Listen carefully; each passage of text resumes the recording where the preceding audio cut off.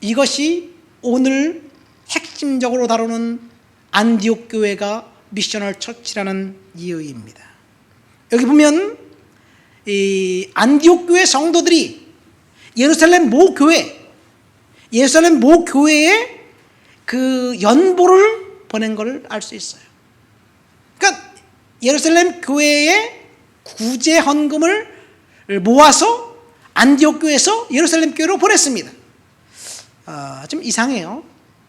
안디옥 교회가 모교회인데 우리가 보통 알고 있기는 모교회에서 지교회, 개척한 교회에 재정도 보내고 인적 자원, 물적 자원 모든 것들을 다 보내요. 그런데 성경에 보면 바뀌었습니다.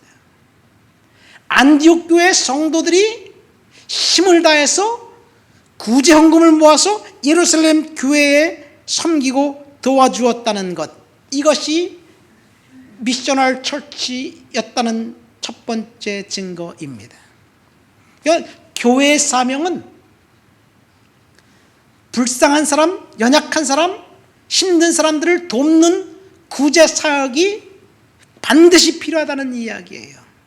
그러니까 다음 주에는 안디옥 교회가 이제 선교사를 파송한 선교에 대한 이야기를 할 텐데, 안디옥 교회는 구제하는 교회였고 선교하는 교회였습니다. 성경을 자세히 읽어보면 선교보다 구제가 앞섰다는 것을 우리는 알 수 있어요. 그래서 우리 교회가 앞으로 집중해야 될 것은 물론 선교도 중요하지만 그것보다 더 주변에 있는 가난한 사람, 불쌍한 사람, 연약한 사람들을 돕는 그런 공동체를 회복해야 될 줄 믿습니다. 사실 우리 장로님 여기 계시지만 몇 분은 우리 조은이옥 교회가 개척될 당시 어떤 일을 했는지 알고 있어요. 사실 우리 교회가 개척했을 때, 아니 그 이전부터 사실 우리 교회의 특징은 구제하는 교회였습니다. 그런데 교회가 이쪽으로 이사 오고 난 다음에 재정적인 여러 가지 열악한 상황 때문에 구제를 할 수 없던 그런 상황이 되었어요. 그래서 내년에는 우리 다시 성도들과 함께 연합해서 헌금의 11조를 모아서 연말에는 구제하는 그런 일들을 해야 되지 않을까 이런 생각을 해봅니다. 해마다 우리 교회에서 성도들이 열심히 하나님 앞에 11조하고 헌금해서 그 헌금의 10%를 모아서 연말이면 가난한 사람, 불쌍한 사람들을 돕기 위해서 우리가 할 수 있는 일을 최대한으로 해야 되지 않을까 생각됩니다. 이것이 선교적 교회 미셔널 처치의 특징입니다. 선교보다 더 중요한 것이 구제였습니다. 구제하는 그 교회를 하나님이 책임져 주실 줄 믿습니다. 말씀을 맺습니다. 오늘 우리는 이 안디옥 교회를 통해서 하나님께서 일하시는 그 상황, 미셔널 처치의 모습을 보면서 은혜를 나눕니다. 첫 번째, 안디옥 교회는 전통을 따르지 않고 혁신적인 일을 했던 교회였습니다. 누구나 다 유대인에게 복음을 전하는데 안디옥 교회는 헬라인에게 복음을 선포하기 시작했습니다. 두 번째, 안디옥 교회의 특징은 하나님의 능력이 늘 함께하고 있었습니다. 그래서 바나바가 이제 목회자로 파송되어서 그곳에 가서 성도들과 함께 하나님을 높여드리고 찬양했고, 그래서 하나님의 능력이 그곳에 임했습니다. 세 번째는 성령에 민감해서 예루살렘 교회에 부조를 보냈던 그런 일들을 했던 그런 교회였고 순종하는 교회였습니다. 안디옥 교회, 선교적 교회의 모델링을 삼아서 우리 조은이옥 교회가 전통을 따르지 않고 평신도들과 함께 열심히 사역해서 주님 앞에 순종하고 충성하는 그런 교회가 될 때 하나님께서 놀랍게 역사해 주실 줄 믿습니다. 우리 다 같이 말씀을 생각하면서 통성으로 기도합니다. 하나님,